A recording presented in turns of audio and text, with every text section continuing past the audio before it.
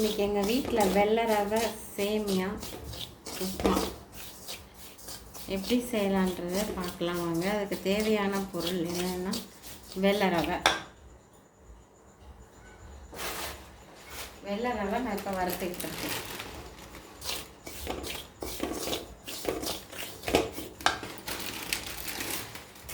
அடுத்து சேமியா பாக்கெட் இதுதான் சேமியா பாக்கெட். இது சேமியா பாக்கெட் டாய் சேமியா இது. அடுத்து வந்து இதுக்கு தேவையான பொருள் வந்து பல்லாரி வெங்காயம், பச்சை மிளகாய், இஞ்சி அறுத்து வச்சுருக்கேன்.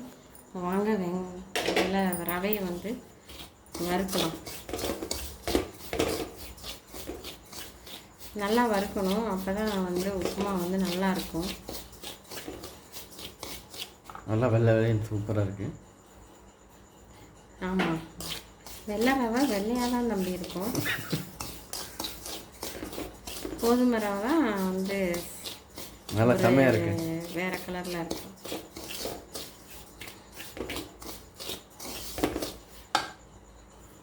இப்படி கையில் இப்படி தொட்டோம்னா சூடு பறக்கணும், அப்போ தான் வந்து உப்புமா வந்து நல்லா பொதுன்னு வரும்.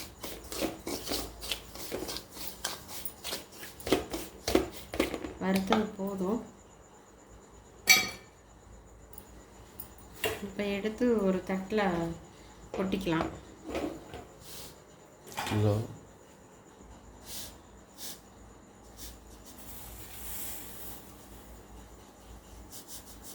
சூடாக இருக்குது ரொம்ப.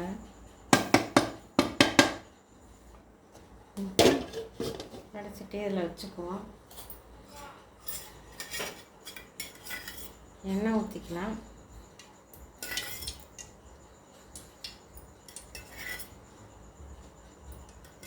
எண்ணெய் தீர்ந்து போச்சு, அதனால தான் இப்படி நான் ஊற்றிக்கிட்டு இருக்கேன் கொஞ்சம் கொஞ்சமாக.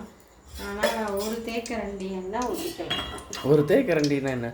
ஒரு தேக்கரண்டினா கரண்டி மாதிரி, எவ்வளோ பெருசாக கரண்டி. ஸ்பூன்னா இதான் ஸ்பூனு.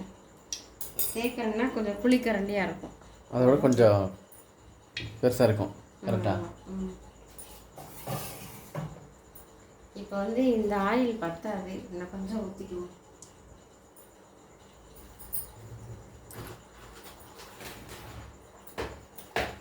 இன்றைக்கி தான் எங்கள் ரேஷன் கடையில் போயிட்டு பாமாயில் வாங்கிட்டு வந்தேன்.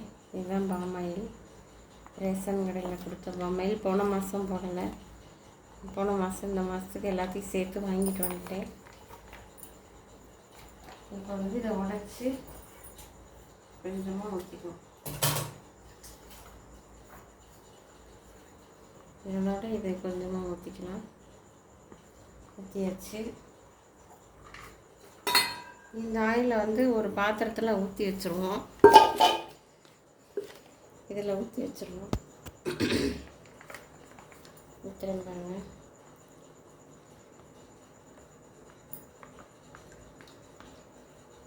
ஊற்றி வச்சுக்கலாம்.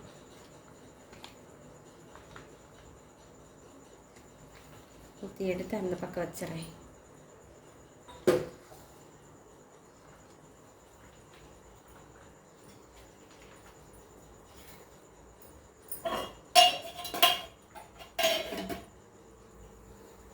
எண்ணெய் காஞ்சிட்டு இருக்கு.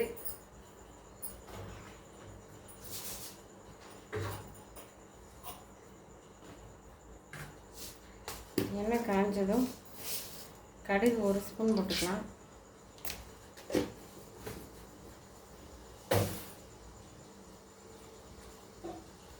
கடுகு பொரிஞ்சோடனே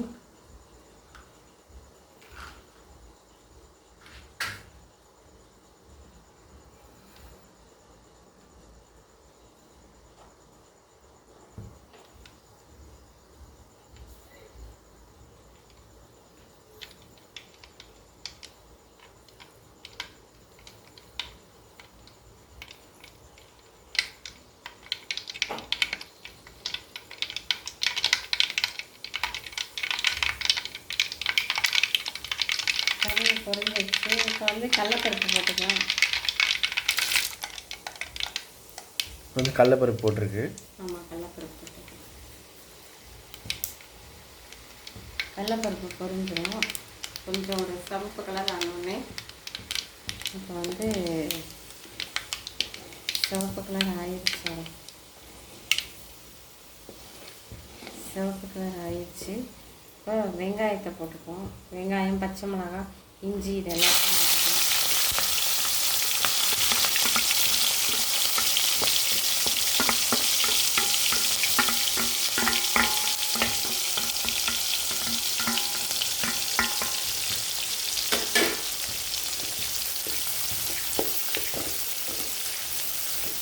நல்லா வதக்கிக்கலாம்.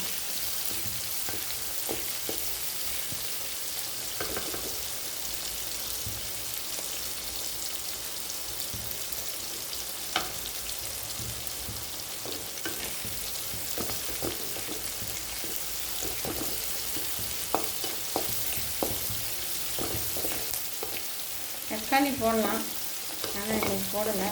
தக்காளி வேணும்னா நீங்கள் போட்டுக்கலாம். தக்காளி போட்டால் அது ஒரு கொஞ்சம் டிஸ்டர்பாக இருக்கும். தக்காளி போட்டால் நல்லா டேஸ்ட்டாக இருக்கும். கொஞ்சம் இடஞ்சலாகவும் இருக்கும். தனியாக எடுத்து வைக்கணும். ஆமாம், ஒவ்வொருத்தருக்கு தக்காளி பிடிக்காது, அதனால நான் போடலை.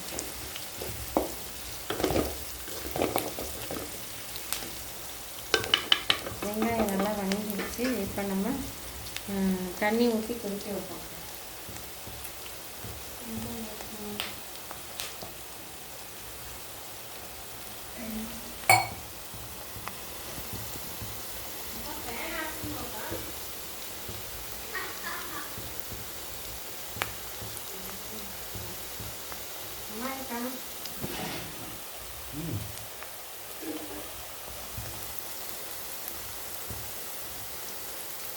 தண்ணி ஊற்றிக்கலாம். இது எவ்வளோ தண்ணி? இது 1/4 கிலோ ரவை, 1/4 கிலோ சேமியா. அதுக்கு வந்து நான் இந்த செம்பில் வந்து நான் 2 செம்பு ஊற்றுவேன். ஓகே, இன்னும் சேமியா போடலை. இன்னும் சேமியா போடல. தண்ணி நல்லா கொதிச்சு அப்போ தான் சேமியா போட முடியும்.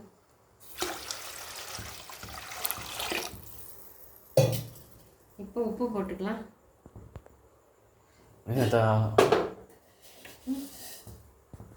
தெரியுது, உப்பு போட்டு இப்போ தான் நல்லா ஃபுல்லாக தெரியும். அப்படி இருந்தால் தான் நல்லா ஃபுல்லாக தெரியுது.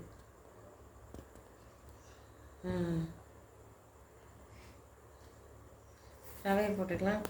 கொதிச்சு வருது இப்போ தான்.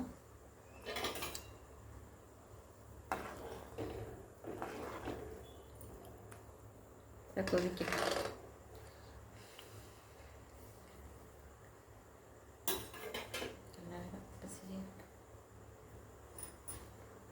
உப்பு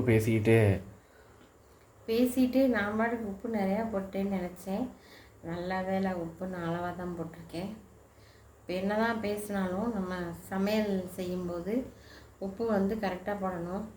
பத்தாமல் போட்டால் கூட பரவாயில்ல, ஆனால் நிறைய போடக்கூடாது. பிள்ளையெல்லாம் சாப்பிட முடியாது.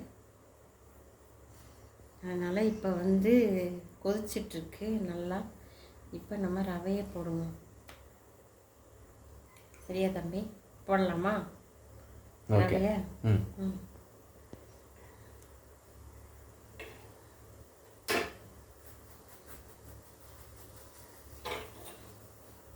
கொஞ்சம் கொஞ்சமாக போட்டோம்னா அப்படியே கிளறக்கு ரவை கட்டி இல்லாமல் அப்படியே கிளறிக்கலாம்.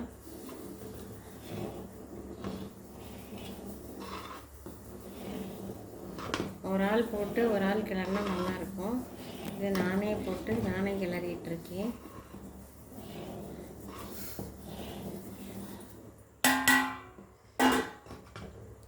ரவையை போட்டாச்சு, கட்டி இல்லாமல் இருக்குது பார்த்தீங்களா? இப்போ வந்து சேமியாவை போட்டுருவோம்.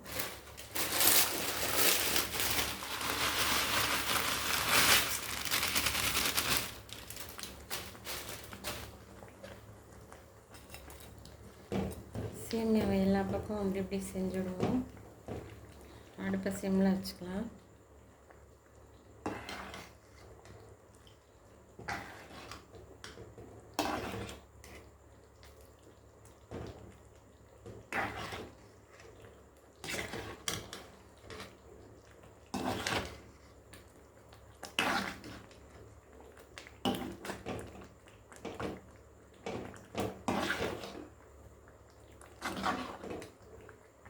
கொஞ்ச நேரம் வேகட்டும்,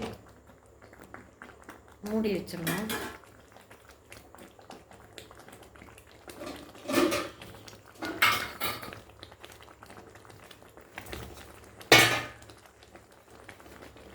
அப்படியே ஒரு தட்டு போட்டு மூடி வச்சிடலாம்.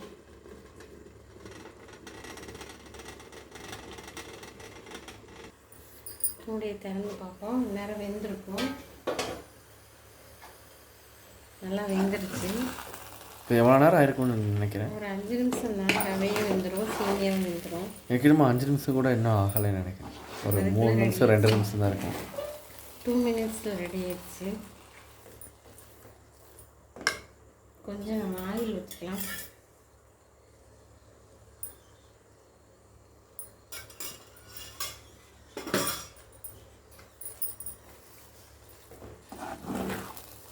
அவ்வளோதான், சேமியா ரெடி.